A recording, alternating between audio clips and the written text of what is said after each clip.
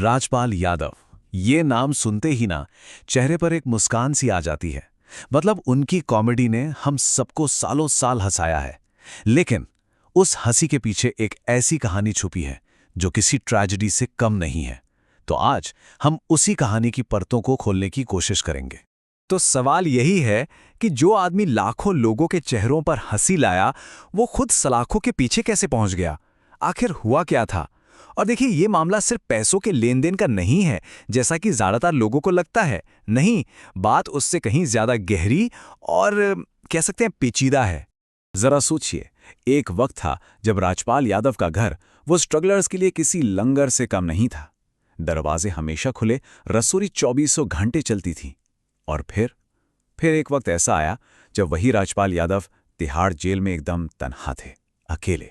मतलब कहाँ वो कॉमेडी की किंग और कहाँ ये बेबसी। सच में जमीन आसमान का फर्क। तो सवाल उठता है कि ये सब हुआ कैसे। चलिए कहानी के उस मोड़ पर चलते हैं जहां से उनकी गिरफ्तारी की ये पूरी दास्तान शुरू हुई। ये जो शब्द स्क्रीन पर हैं, ये खुद राजपाल यादव के हैं। सरेंडर करने से ठीक पहले उन्होंने ये कहा था। इन चंद लाइनों में ही ना उनकी पूरी बेबसी, उनका अकेलापन, सब कुछ साफ झलकता है। अंदाजा लगाना भी मुश्किल है कि उस वक्त वो किस मानसिक स्थिति से गुजर रहे होंगे। लेकिन सवाल यह है कि आखिर ऐसी नौबत आई ही क्यों? इस पूरे संकट की जो जड़ है ना, वो एक बहुत बड़े सपने में छुपी है। एक एक्टर का डायरेक्टर बनने का सपना। और अफसोस, यही सपना उन पर सबसे ज्यादा भारी पड़ गया। तो बात है साल 2010 की। राजपाल यादव ने फैसला किया कि वो अपनी एक फिल्म डायरेक्ट करेंगे। नाम था अता पता लापता। अब फिल्म के लिए पैसा चाहिए था, तो उन्होंने दिल्ली के एक बिजनेसमैन से लोन लिया।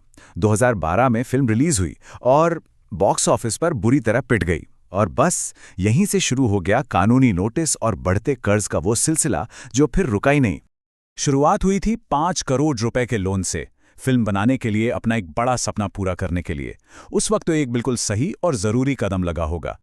लेकिन जैसे ही फिल्म फ्लॉप हुई, ये 5 करोड़ का कर्ज, ब्याज और पेनाल्टी मिला जुलाकर लगभग 9 करोड़ रुपए बन गया। अब आप सोच सकते हैं कि फाइनेंशियल प्रेशर कितना ज्यादा बढ़ गया होगा। लेकिन यहां कहानी में एक बहुत बड़ा ट्विस्ट है।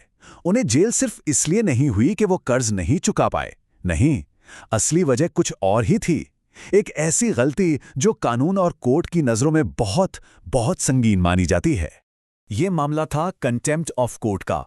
अगर इसे आसान भाषा में समझें तो इसका मतलब है अदालत की बात न मानना, उसकी तौहीन करना। हुआ ये कि उन्होंने जज साहब से बार बार पैसे लौटाने का वादा किया और हर बार वो वादा तोड़ा। और ये एक ऐसी चीज है जिसे अदालतें बिल्कुल भी हल्के में नहीं लेती हैं। और कोर्ट का रुख इस मामले में एकदम साफ था। जज ने साफ साफ कह दिया कि आप एक जाने माने कलाकार हैं, इसका ये मतलब बिल्कुल नहीं है कि कानून आपके साथ कोई रियायत बरतेगा। कानून सबके लिए बराबर है, फिर चाहे वो कोई भी हो। तो एक तरफ तो कर्ज और कोर्ट के चक्कर चल ही रहे थे, लेकिन इस कहानी का एक और पहलू भी है जो शायद सबसे ज्यादा तकलीफ देता है, और वो है इस ग्लैमर की दुनिया का कड़वा सच। देखिए, एक तरफ तो वो राजपाल यादव थे जिनका घर नए कलाकारों के लिए किसी धर्मशाला से कम नहीं था, जहां का चूल्हा कभी ठंडा नहीं पड़ता था। और दूसरी तरफ आज की हकीकत, जहां उन्होंने खुद ये बात कही कि जिन बड़े बड़े स्टार्स के साथ काम किया, उनमें से कोई भी दोस्त मदद के लिए आगे नहीं आया। उनका सिर्फ एक वाक्य कि मैं अकेला हूं, पूरी कहानी कह देता है। तो इस पूरी कहानी से, इस उतार चढ़ाव से क्या सबक मिलते हैं? कुछ ऐसी बातें जो सिर्फ एक्टर्स के लिए नहीं बल्कि हम सबके लिए जानना जरूरी हैं। पहला और सबसे बड़ा सबक तो यही है कि कामयाबी पाना शायद उतना मुश्किल नहीं जितना उसे संभालना है। दूसरा, एक साइन किया हुआ चेक वो सिर्फ कागज का टुकड़ा नहीं बल्कि एक कानूनी वादा होता है। तीसरा, कि अदालती आदेशों को नजरअंदाज करने के कितने गंभीर नतीजे हो सकते हैं। और चौथा, सही वक्त पर कानूनी सलाह लेना कोई लग्जरी नहीं बल्कि एक जरूरत है।